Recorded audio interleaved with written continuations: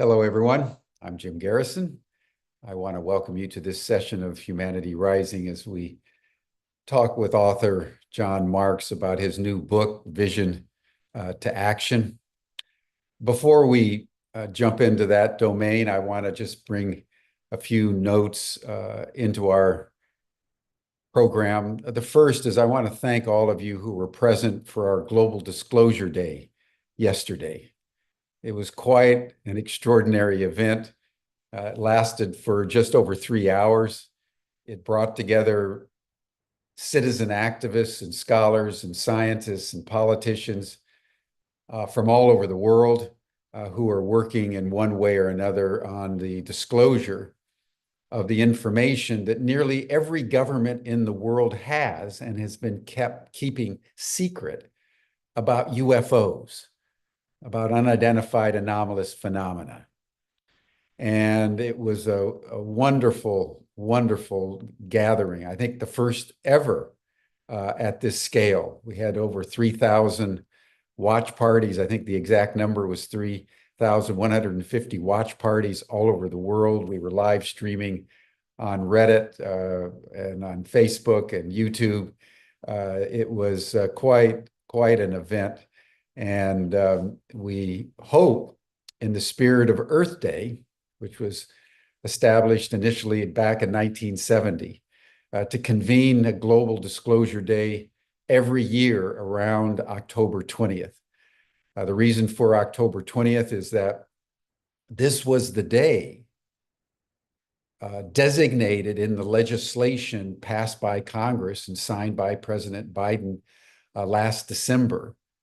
That was the date whereby all government agencies and contracting corporations were supposed to turn over all the information they'd gathered about UAP since the Second World War, including evidence of retrieved alien craft and retrieved alien bodies, and everything that they have in their possession was supposed to be turned over by yesterday.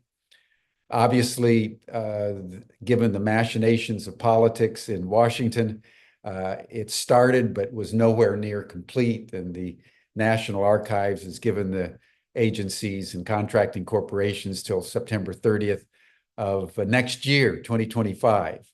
That is politics in America. But to be working on this issue and to know that we are in the onset, the advent of arguably the most important moment in all of human history, that moment when we come to understand that we are not alone and that advanced civilizations and non-human intelligences, not only from distant star systems, but from other dimensions and possibly even the human future, are coming to our planet, triggered by the nuclear weapons detonations by the United States in Alamogordo, New Mexico, and then in Japan in 1945.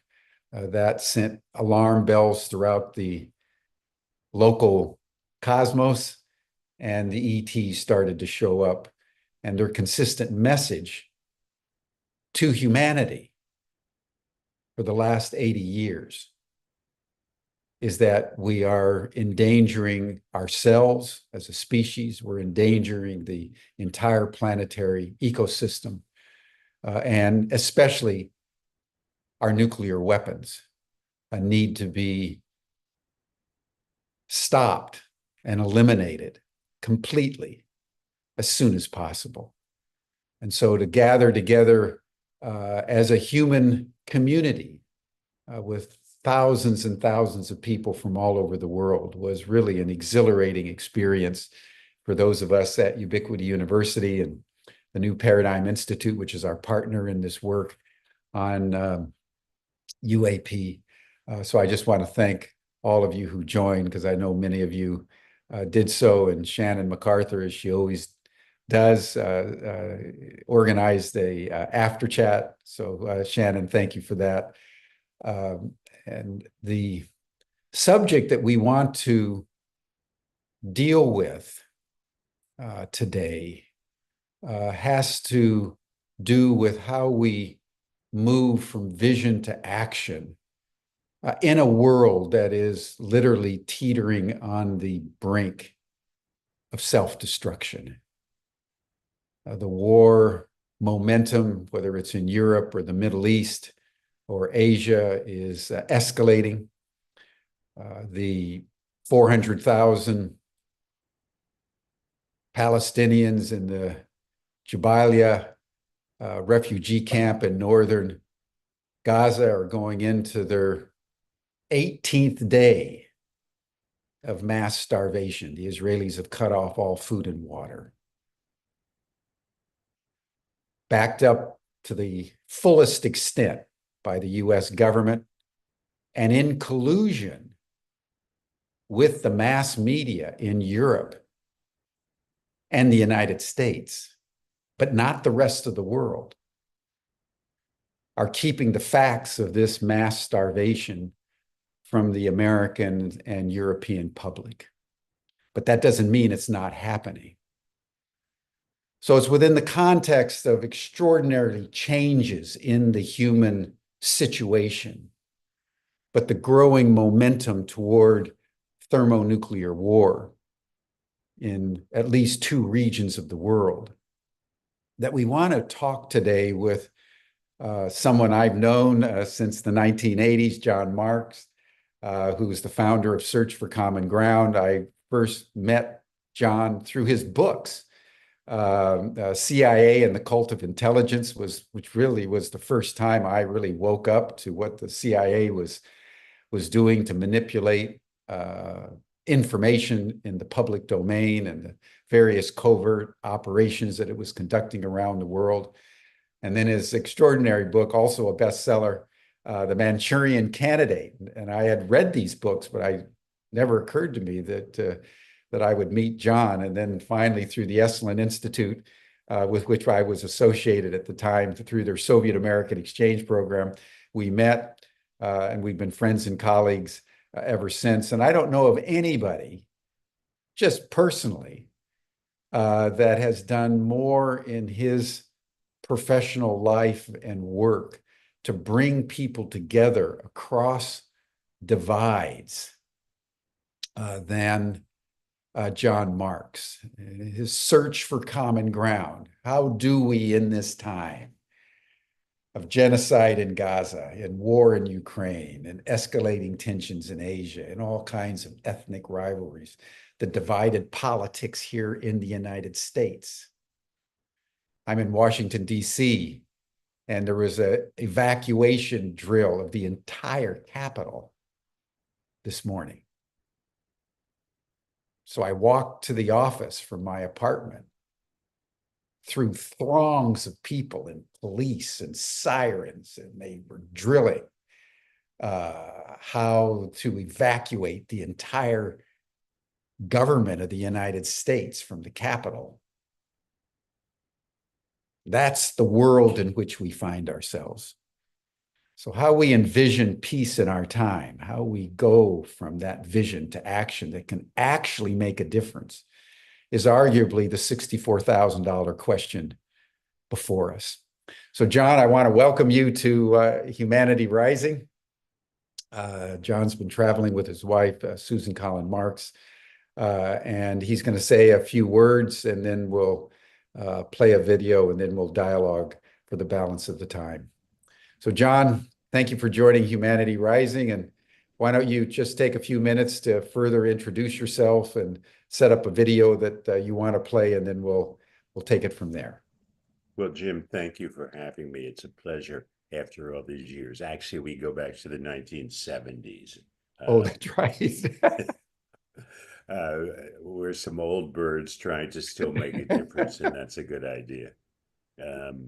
And I'm still at it at 81 and feeling very good about myself and my life and what I've accomplished. And I've written a book about all that, which is called From Vision to Action, as Jim said. But before I start, I would like to show you an 8-minute video, which kind of sums it all up. the work that I've done over the years. So why don't we start with the video, and that may inspire a few questions from you, Jim. So let's go with it, please.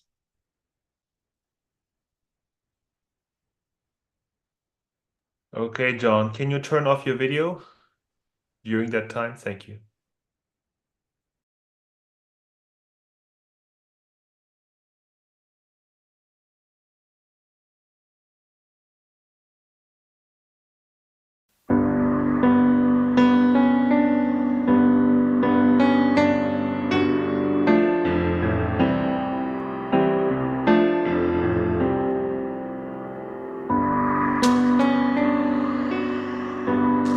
During some of the darkest days of the Cold War, John Marks had a vision that there had to be a better way to achieve a just and peaceful world. He understood that while conflict is an inevitable part of the human condition, violence is not. He saw the possibility of a win-win, non-adversarial world, and he founded Search for Common Ground to achieve it. Let me tell you a little about John, who has not always been a peacemaker. He first worked as a Foreign Service officer, including a spell in Vietnam during our war there. He was, like so many others, disillusioned by what he saw, but he wasn't discouraged.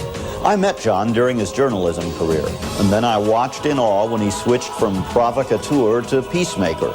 He started Search for Common Ground in 1982 and has tackled many problems, but he's always aimed for the big prize. Our focus tonight is on yet another aspect in the extraordinary evolving relationship between the United States and the Soviet Union. If you find it difficult to believe that the CIA and the KGB may be on the verge of cooperating with one another in the near future, your instincts are probably right. Nevertheless, high-ranking former officials from both agencies have been meeting out in California this week at a conference sponsored by the RAND Corporation and an organization called Search for Common Ground. In 1993, John traveled to Cape Town to make a television series called South Africa Searches for Common Ground. After a day's work, he went out for a few beers with his South African producer, who asked John if he were married. "I'm divorced," said John, "but I'm looking." "Looking for what?" asked the producer. "A tall, beautiful mediator," replied John. The producer said, "I know her." And the next day, he introduced John to Susan Collin. Within 30 hours, they realized that this was it. There's something about a shared vision and a shared love going together. And for us, it was when we first met each other, it was that sense of the love that we felt for each other, of course, was just overwhelming. 9 months later, they married, and Susan moved to Washington, where she quickly established herself as John's partner in running Search for Common Ground and in transforming conflict around the world. What's unique about Susan is this ability to meet people and present herself in such a warm, open manner that you're inevitably drawn to her. She makes you respect her, and you can trust her. And that trust is just so important going forward in her work and in her life. Susan's also a spiritual person, and she brings that dimension to her work in negotiation, mediation, and peace building. We share a vision. We have something we can talk about incessantly. We are able to do work that complements what the other person is doing. We're able to combine the characteristics of two people, which makes us a much more powerful individual and couple. No one has done more to advance the field of practical conflict resolution around the globe than John and Susan Marks. And they've done it with initiative and intelligence, with head and heart, with passion and persistence to advance the cause of peace.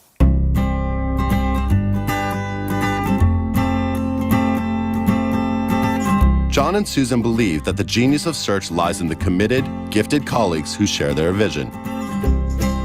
And the right people always appeared when the organization started opening field offices in such places as Macedonia, Burundi, and Angola, and when it launched a major initiative to improve relations between the US and Iran, Here, for the first time, I experience a kind of atmosphere, a kind of spirit in a conference, in a gathering, which permits people to open themselves up without reservation and speak out of their heart. So what did two presidents in Washington and Tehran do when they want better relations, but are afraid the effort could blow up in their face? Well, they move carefully, and they turn not necessarily to diplomats, but rather to private individuals who hold no official position. At this week's conference, Iranian and American diplomats spoke in generalities. But it is someone like John Marks who is actually doing something. Marks organized the visit of American wrestlers to Iran in February. It was the first time the American flag had been displayed there since 1979. When the wrestlers returned to the U.S., President Clinton invited them and Search for Common Ground to the White House in order to signal to the Iranians that he wanted to improve relations. Today, Search has grown into the world's largest conflict prevention organization, with offices in 34 countries and a staff of 560. Its largest program, which Susan started 13 years ago, is in the Congo. This is a countrywide effort to build peace and prevent sexual violence. It includes retraining tens of thousands of soldiers and police.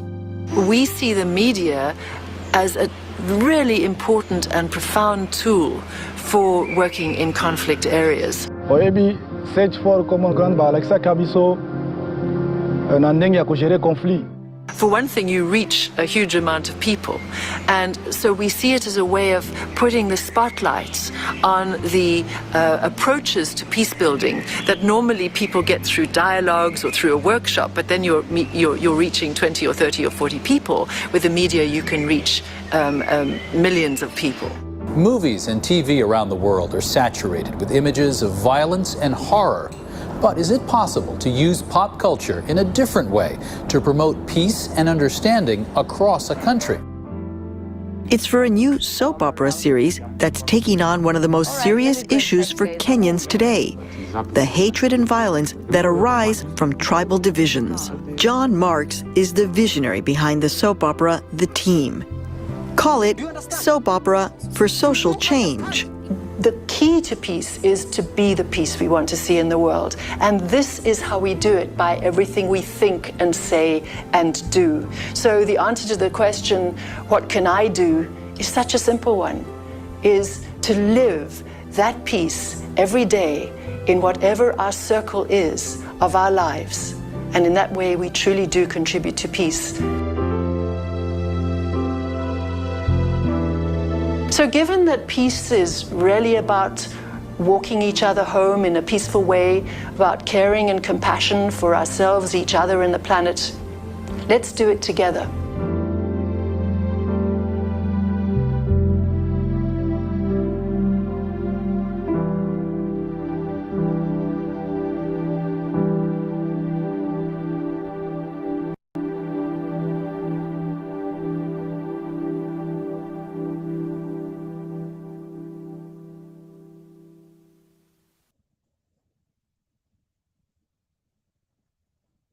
Thank you, John. My instinct was correct to have Susan join you today. So maybe when she comes back, she can join, because it's clear from your video that you've been inseparable. And I, in fact, remember when you met her and the excitement that you had in your life when you brought her to Washington. So well done, man. Well done. Well, they don't teach it at Harvard Business School that the way to be successful in this world is to marry well, but that was my secret. Yeah, it's so true, you know, that who we choose as life partners has an extraordinary impact on our lives. And many of us do it well, and many of us stumble along the way, but all of us continue to search for that perfect partner, and you found yours, and hats off to you. Well done. Well done. Thank you, my friend. Let's dive in, because you've clearly been at this for a very, very long time. I'd like to just start at the beginning. You're a diplomat in Vietnam, then you became a journalist. What incubated in you such that you began to think in terms of peace building in your life after being a successful author and a diplomat? Talk to us about the originating experience that led to the search for common ground. Well, as you said, I started as a diplomat, and I wound up resigning in protest from the State Department because of the war in Vietnam. And I turned very strongly against the system as it was, against the war in Vietnam, against the abuses of the intelligence agencies. And I was fairly successful at it. It was in that context that I met you many years ago, Jim. And I just got to the point in my own life where I saw that the work I was doing was being defined and determined by what I was against. And I wanted to be for something rather than against it. I wanted to build a new system rather than to keep tearing down the old one. And it was in that spirit, which actually took me about 3 years to figure out, that I founded Search for Common Ground. Gotcha. Now, what happened in your mind, or what incident caused you to resign from the State Department? The invasion of Cambodia in 1970 was the last straw for me. And I wish in retrospect that I had walked out the day it all happened, but I didn't. And there is beautiful Susan Collin Marks in the background. Doesn't seem Susan, you're welcome to join us. Because after the video, we at least should see your face.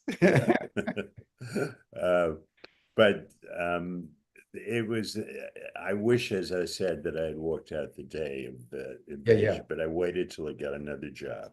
And I got a job as being executive assistant to a U.S. senator who was against the war, Clifford Case of New Jersey. And within his office, I was responsible for getting the Case-Churchill amendment passed, which was the mechanism that cut off funding to the Vietnam War.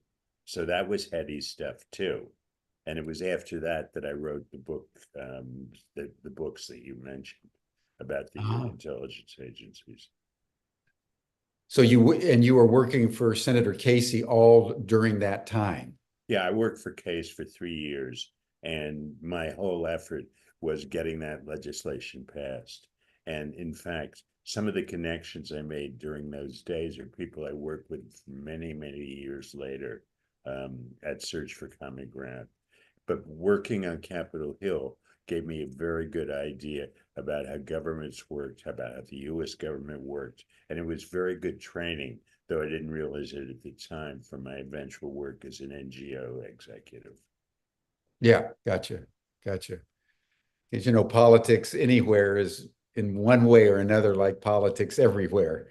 You're dealing with people, forces, agendas, some open, some hidden, and you've got to sort all that out and then navigate your way through to get accomplished what you want to get accomplished.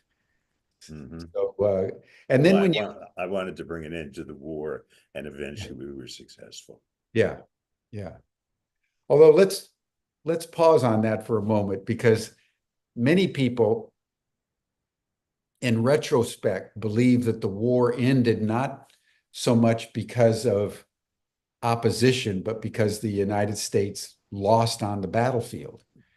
What would be your understanding of the interplay between the peace movement, the anti-war movement that built up over the Vietnam War, and the failure of the military, U.S. military in Vietnam, that brought that situation that we all remember, where U.S. soldiers and Vietnamese were hanging on to the helicopters as they took off from Saigon at the war's end in 1975.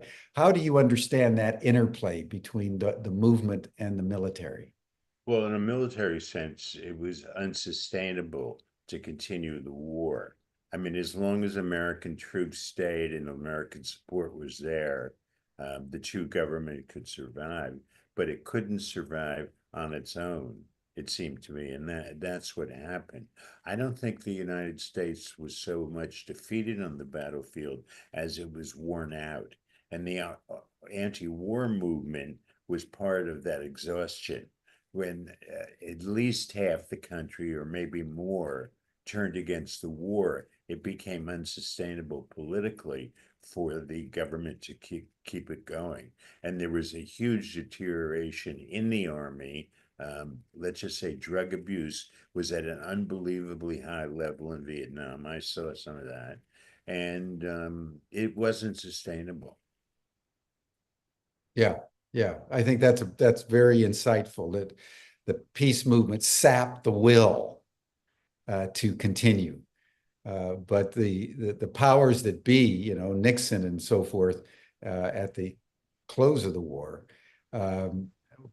probably felt cheated from victory, because I don't think there was an ideological shift in their minds, just an inability to continue, which you see over and over in U.S.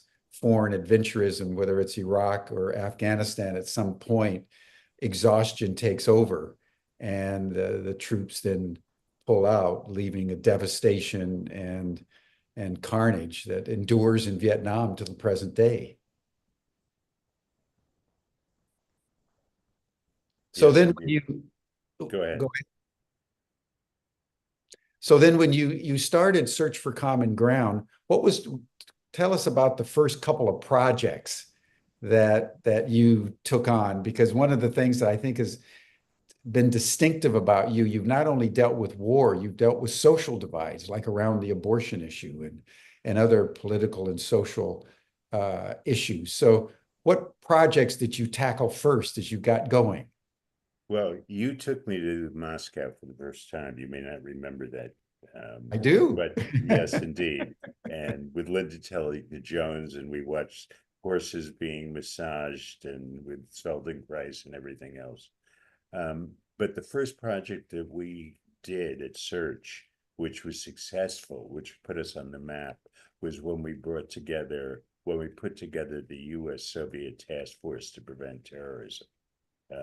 It was in the days of Gorbachev with Perestroika and Glasnost coming out, and we were able to bring together people from both sides who were terrorism experts, including the former head of the CIA, William Colby, and two high-level generals, retired so-called, from the KGB.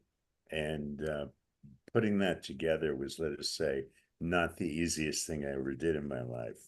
But it fit with the times. And there's an old adage which says it's easier to ride a horse in the direction it's going. And at that point, the movement was toward better relations between the United States and the Soviet Union. And we took advantage of that. We were about 6 months ahead of the curve.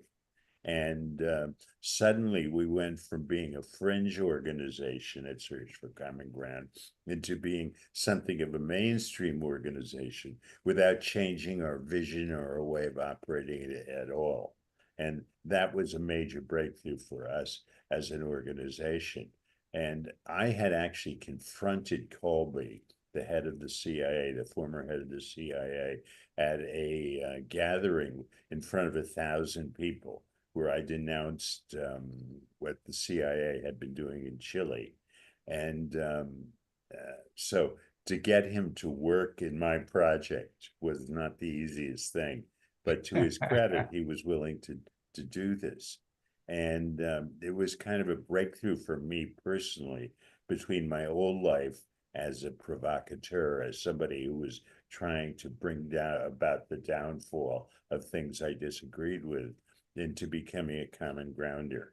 And I love that project. It's what I opened the book with, actually. Yeah.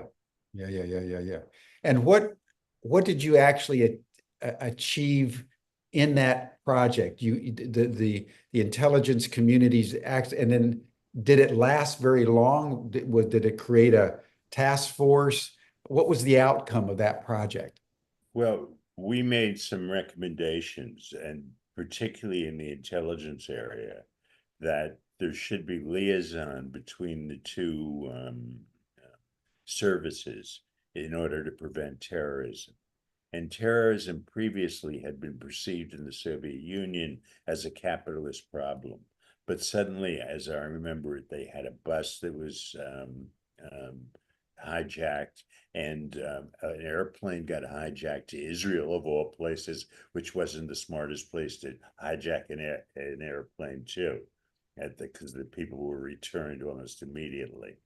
But the liaison channel was initially accepted by the KGB and rejected by the CIA. The CIA said, we're not in a secret police like the KGB, we're an intelligence service.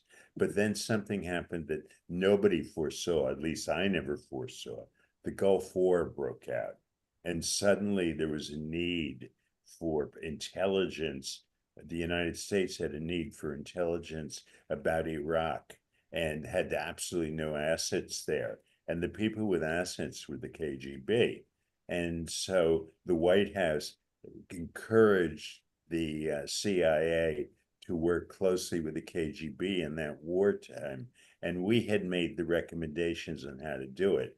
Now, probably they would have figured it out themselves. But the fact that we were 6 months or a year ahead of the curve was something that was important, it seemed to me.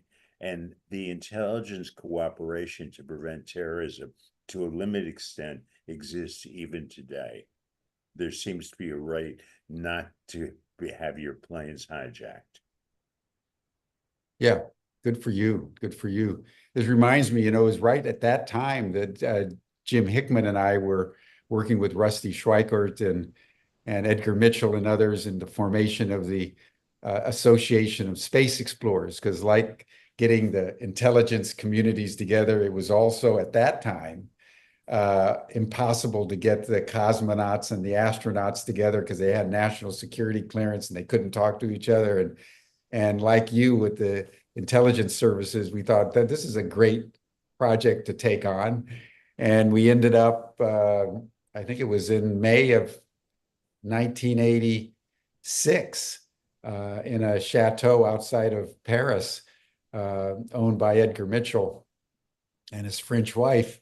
We brought together 45 space explorers that had flown in either the Soviet or the American space programs. And like your protocols, the Association of Space Explorers exists to the present day as a viable ongoing entity within which space explorers share information and establish friendships and working relationships. So these kinds of things do work when the time is right. You're absolutely right, that when the time is right.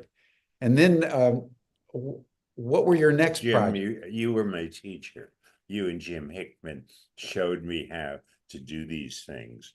And it took me a few years to get myself up to speed, but you were my teachers. Oh, wow. I never thought about that. Well, thank you.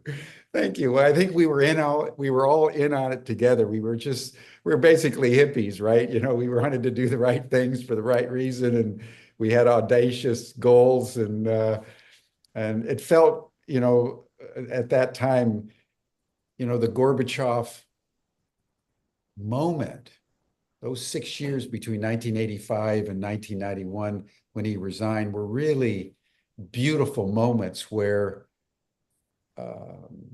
all things were possible. And we were talking about the peace dividend, and we were talking about the end of the Cold War, and we were talking about how we could develop a global civilization, as Gorbachev called it, what President Bush Sr. at that time called the New World Order. So you're absolutely right. It was a time of rising expectations and rising momentum for peace that unfortunately was very short-lived, but nevertheless was one of those brief shining moments in history when we sort of came of age as citizen diplomats. Indeed. So then what did you do? What were the next moves for Serge? Well, when the Soviet Union dissolved, we tried to work in Russia, but it didn't work very well. We knew how to work in the Soviet Union, but Russia was a whole different ballgame. Totally. But at that point, we moved into the Middle East, then Africa, and then Asia, and we became Global Search, using most of the same ideas and techniques that we had used in the Soviet Union.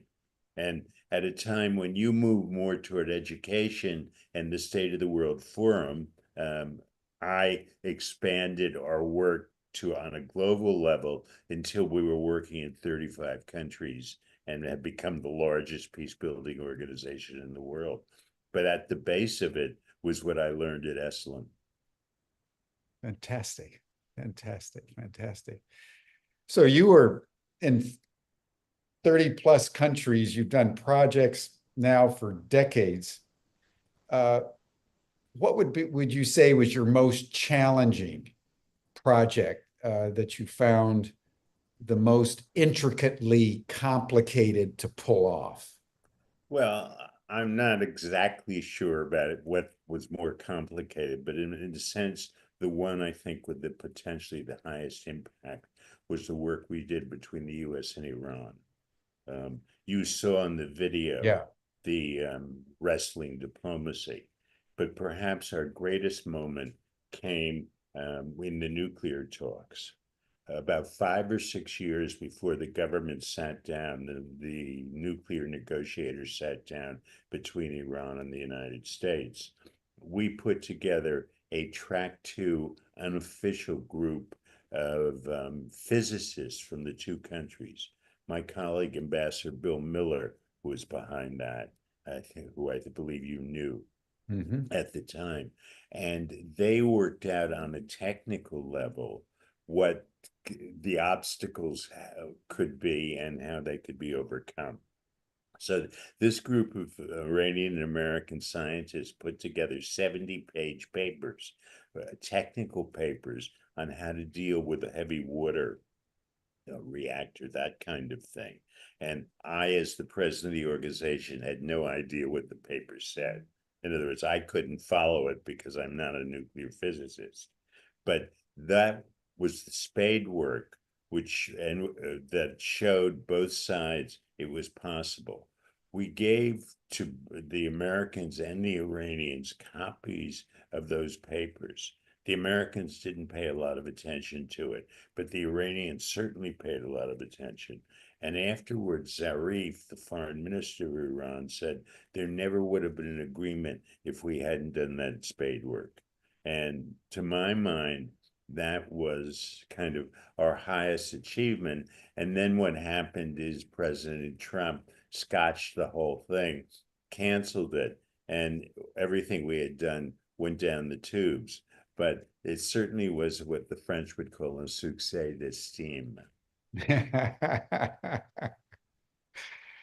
Yeah, sometimes our greatest achievements are very ephemeral, and they burst out as a possibility, and then the swamp takes over, and they're squelched. But I'd like to dwell on that point in a little bit, but I want to also turn your attention to some of the social issues that you've taken on inside the United States, elsewhere. I know you were dealing in Ireland and in the Congo, which is a kind of a conflict, an internal conflict, rather than a conflict between nations, like with the Soviet Union and the United States, or the United States and Iran. So talk to us for a bit about is it basically the same, that conflict is just conflict, and however it's playing out, whether it's on the abortion issue or nuclear talks with Iran? When you turn to internal conflicts that are more social and psycho-emotional, steeped in history, how does the search for common ground change or deepen, or does it at all? Is it the same? Yeah, well, every conflict is different. It's based in different cultural assumptions and the like. And there's certain principles probably that obtain across conflict. It's probably better to listen than to talk if you want to be a conflict resolver, for example. Every country has a storytelling tradition, though it's a different storytelling tradition. So you want to take advantage of it, but you have to know what it's about in order to take advantage of it and the like. And internal conflict is in some ways harder, in some ways easier. For conflict between countries, you have the official people, the diplomats, who are trying to do something with it, probably, maybe. And for the internal conflict, it's more the informal, unofficial people like us trying to deal with it. The governments might be supporting us. So I'm not sure you can make general principles. I mean, we weren't bad at listening to trying to find out what a culture was. My background as an investigative reporter was quite useful because I had some ability to separate wheat from chaff. In other words, what was interesting, what was important, as opposed to stuff that wasn't so important. Mm-hmm. And that was that was crucial. But you had to have a profound understanding of where you were, and then listen and bring in local people.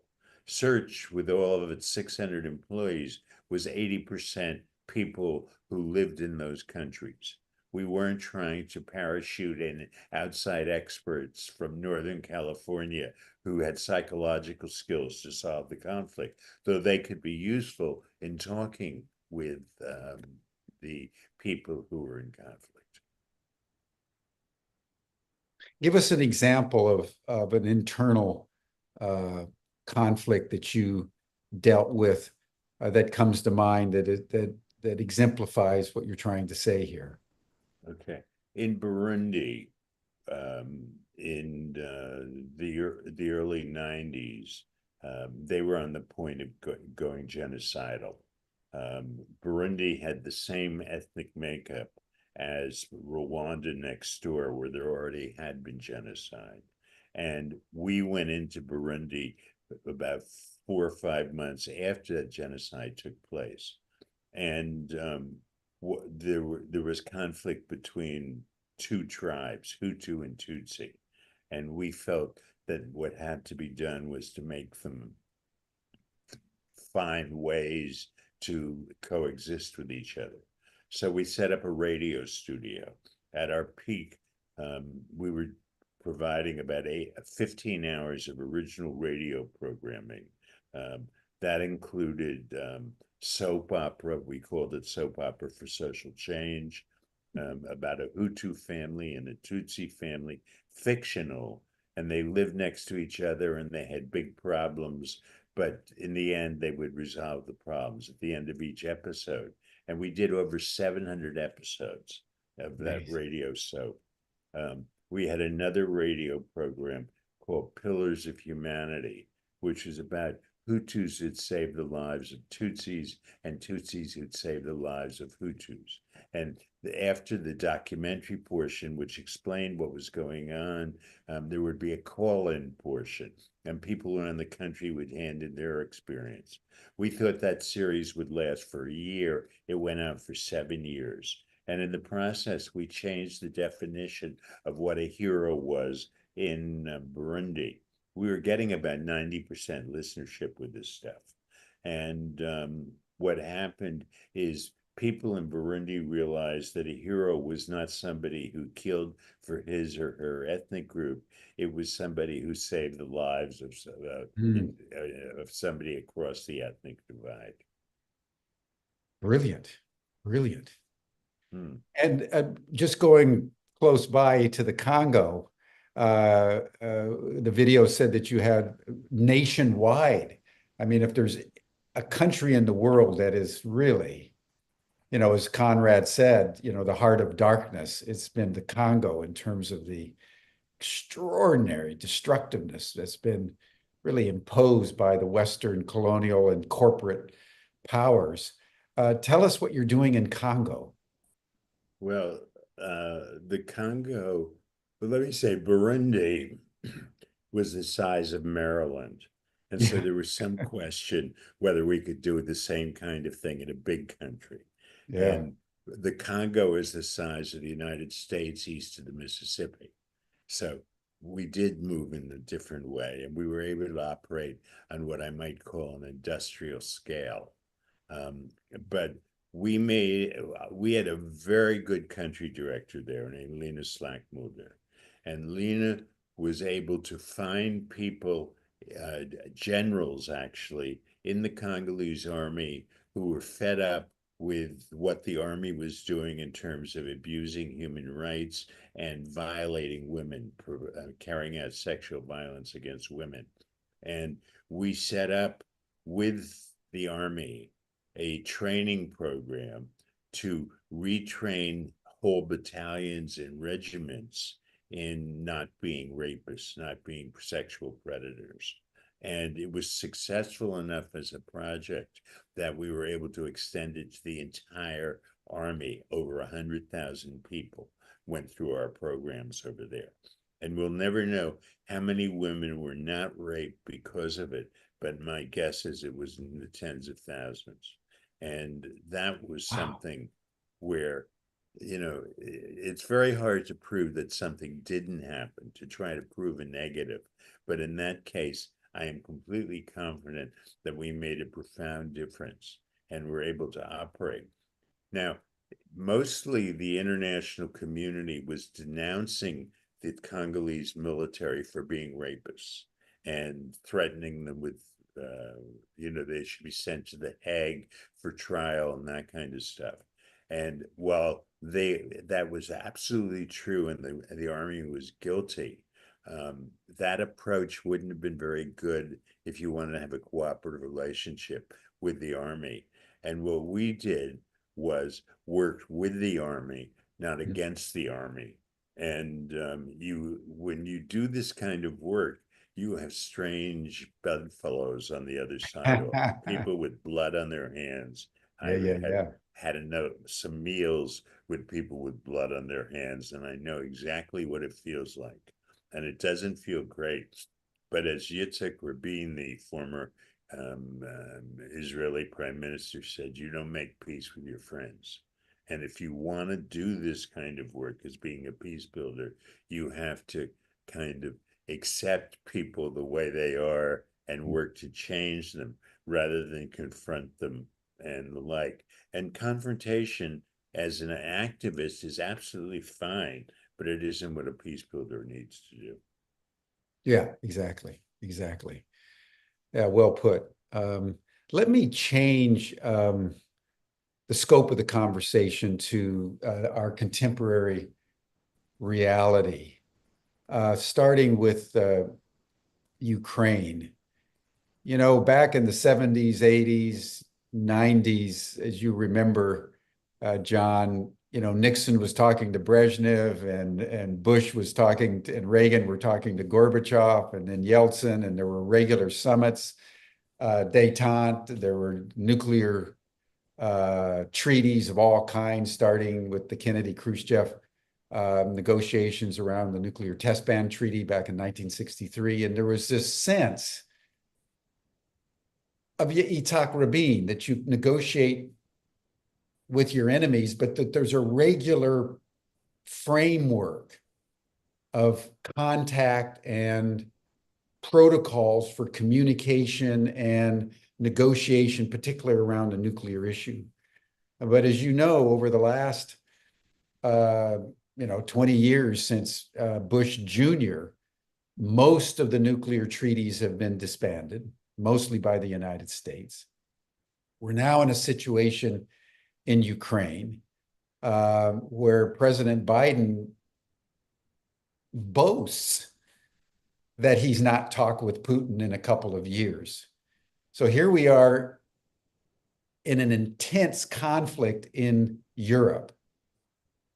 And the NATO leaders are refusing to talk to the Russians. The situation continues to unravel. Zelensky made his speech in the Ukrainian parliament just last week, stating that the negotiations were an impossibility and that his peace plan was for total Russian withdrawal from Ukraine. So we find ourselves in a situation where it's almost the opposite of when you and I were doing our magic, as it were, whether with the intelligence or the astronauts or the range of other projects we're doing. How do you understand how we got to this present moment with Russia, for example, where there's virtually no contact between the governments? There's only the rhetoric and the practice of war. And I guess the follow-up questions, I'd love to have your analysis of that. If you were in this situation, what would you do? What would you recommend? Well, unfortunately, particularly in American foreign policy, the idea of not talking to your enemies has taken on currency, and that doesn't work very well. Yeah. Even when there are big disagreements, it just doesn't work very well. Now, conversely, it makes for openings for an organization like ours because we become the only channels going back and forth. And that's what happened after the invasion of Afghanistan in what, 1980, 81, whatever the year was. And that's when the Esalen Institute took on its power, because most of the governments were not talking to each other, the US and the Soviet Union. But let's just say the hardest thing to do in the peace building area is to make peace after the violence starts.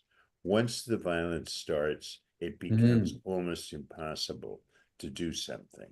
And unfortunately, there were things that could have been done before the Russians invaded Ukraine.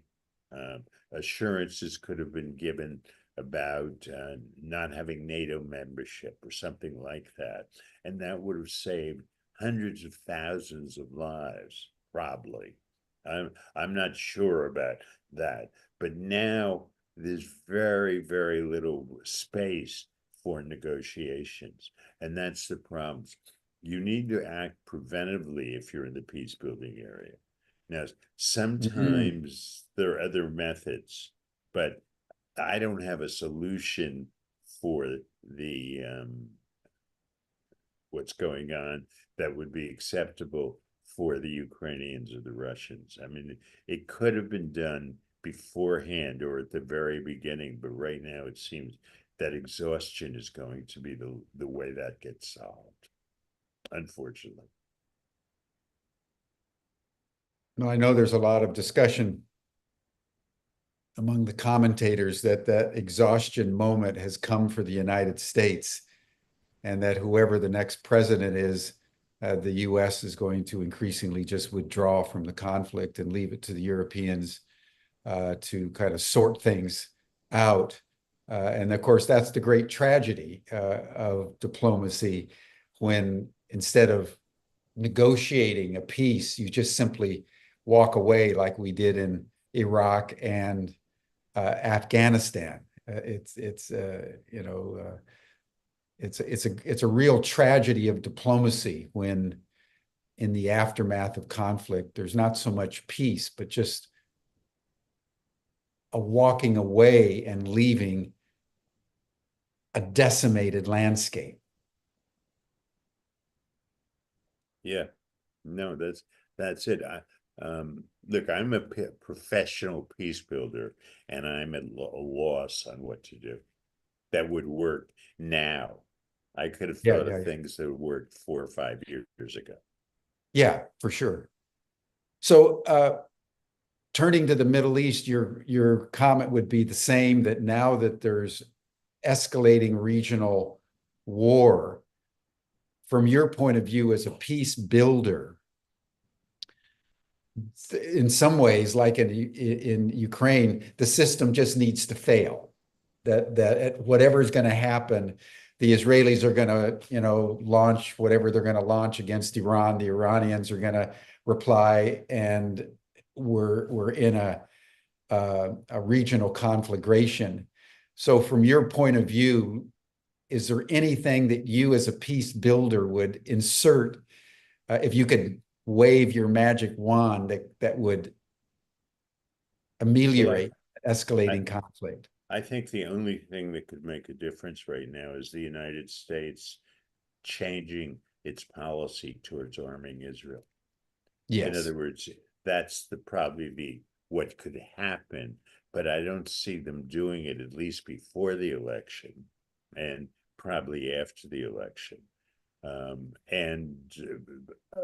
Absent that, it's going to have to play out, and it's unbelievably dangerous and perilous for the planet. Yeah. Yeah. And the work that you did, way back, in the 70s with the 80s with Iran, around the nuclear issue continues to be the rub, as they're seeking nuclear weapons. The Israelis and the Americans are doing what they're doing. And so at some point, as a peace builder, you just have to watch from afar and bear witness to something over which you have no control. You can't even really imagine what could take place, because it resides in the realm of impossibility. Well, that's absolutely correct what you're saying, and sometimes it's even worse than that. In former Yugoslavia, probably the greatest action that got them to peace was the American bombing. And I don't like the idea that you have to send in bombers to get a peace treaty going, but that was what probably got the Yugoslav Milosevic to accept what he thought was a bad agreement. And Richard Holbrooke was a bully, and that wasn't my kind of peacemaking, but that's the way it was. Yeah. I think they bombed 79 consecutive days over and Serbia. That brought about peace, but that wouldn't work in other situations, probably. No. I mean, in Ukraine, the bombing's been going on for a couple of years, and it's only getting worse. Yeah. But as I've said it before, every situation is different, and when a great power is opposing a comparatively small power, sometimes violence can work as a peacemaking tool. Right. Well, this is, of course, the danger with Israel and Iran. It's one thing to go after the defenseless Palestinians or Hezbollah, which is really a militia of a couple thousand men without any real organization into like a military apparatus. But with Iran, Israel's going against another great power of the region with full capacities.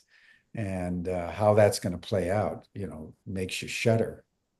But let's turn to Asia, because I'm really wanting to just get, how you would approach these situations in Asia, even though there's predictions of war by 2026, 2027, depending on which U.S. general you listen to.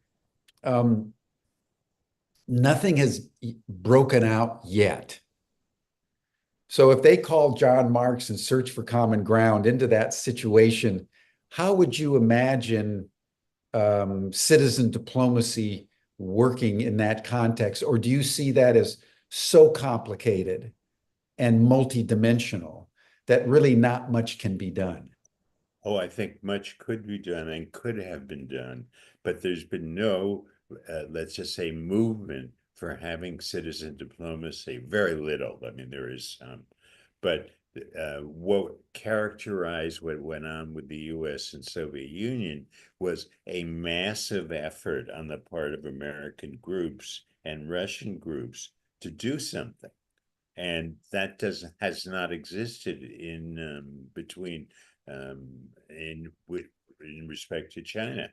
And no organization, including my old organization, is doing citizen diplomacy as an activity in a major way, as far as I can tell. I mean, I'm sure there's some unofficial exchanges going on, but somebody should have put together an association of space explorers between China and the United States, and those kinds of things. And it isn't happening, and it has never happened. And I think it's because Americans have not nearly been as afraid of China as they were of the Soviet Union.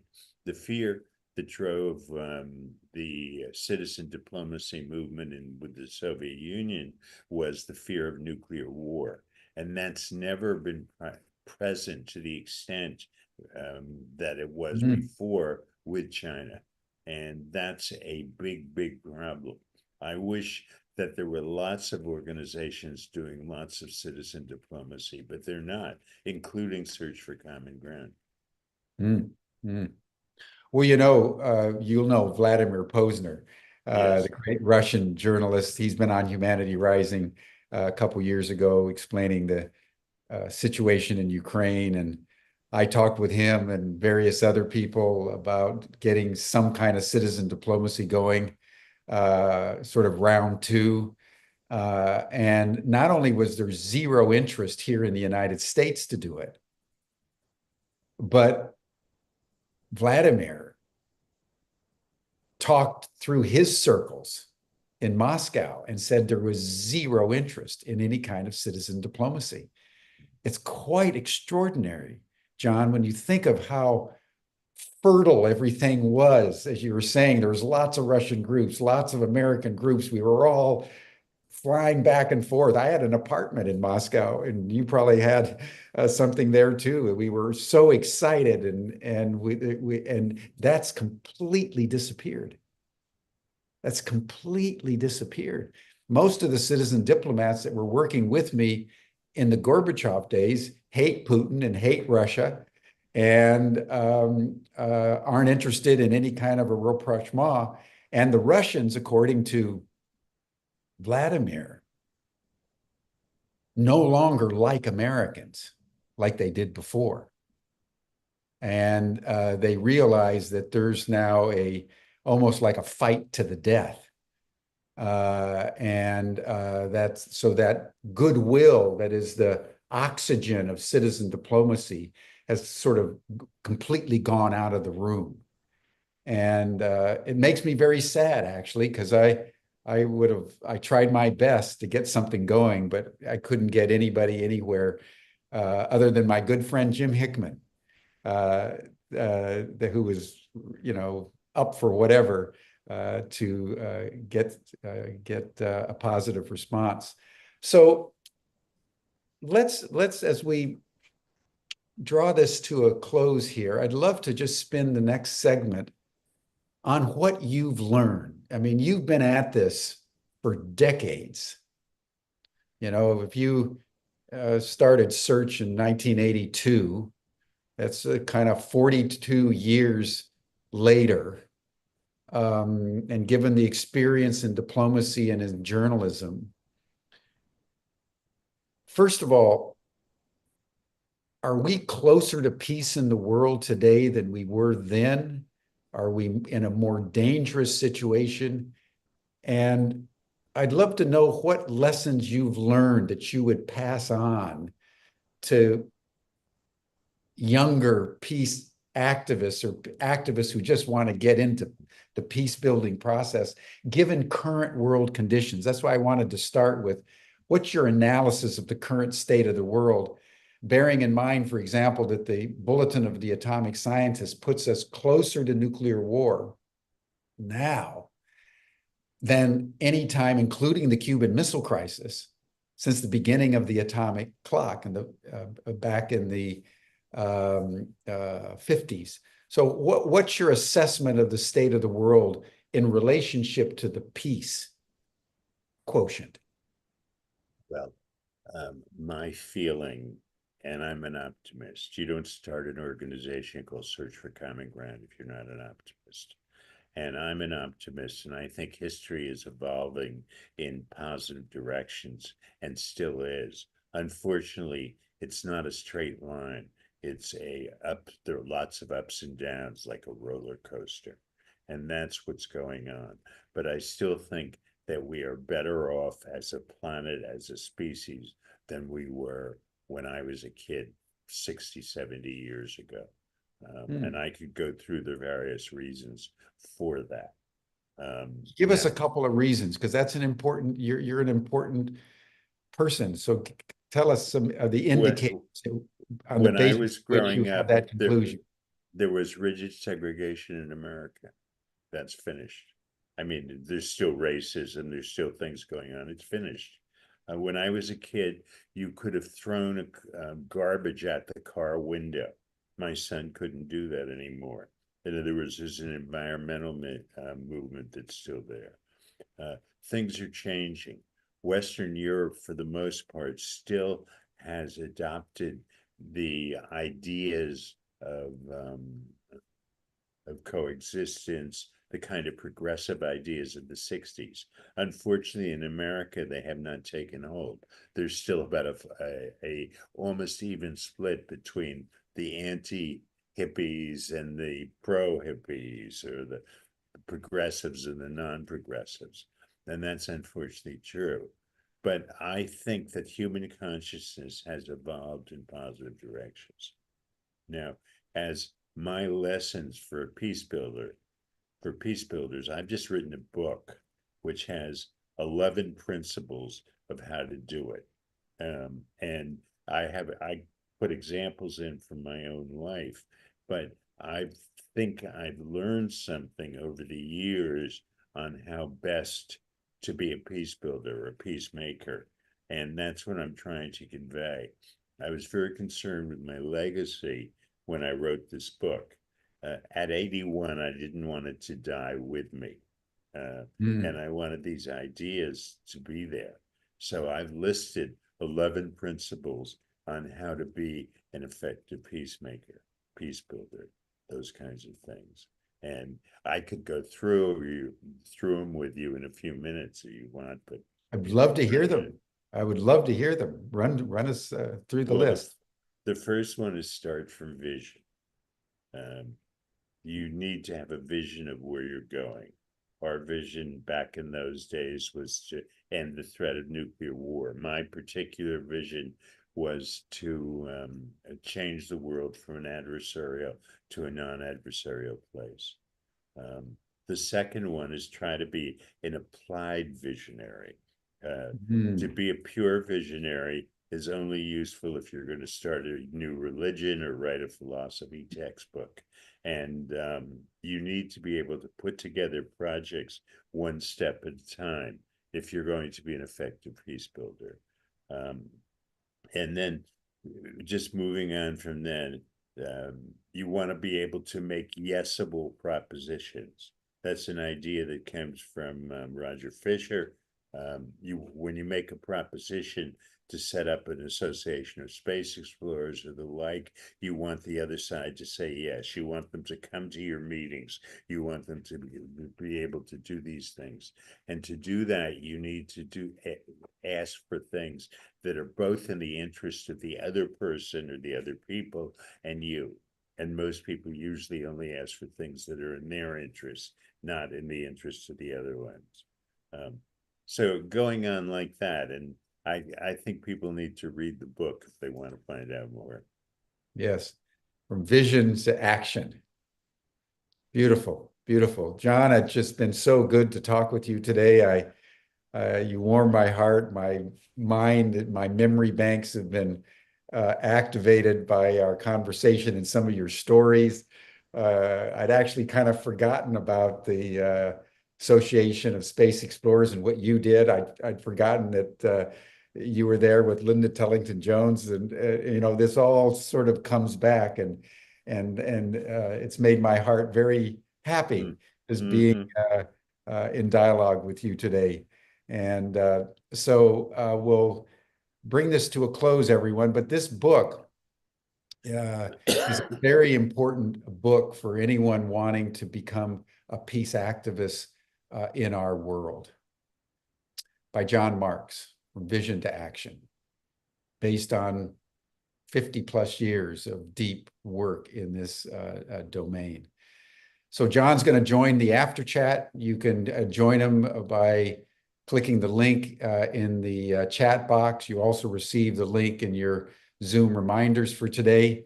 And then tomorrow we're going to go to Greece with Nina and her husband, Christ, for an exploration of the Jaguar path. That is a way of deepening one's psycho-emotional spirituality. So thank you, John, very, very much. Love to Susan, and we'll see you in the after chat. Okay. Thanks, everyone. Jim. Bye for now.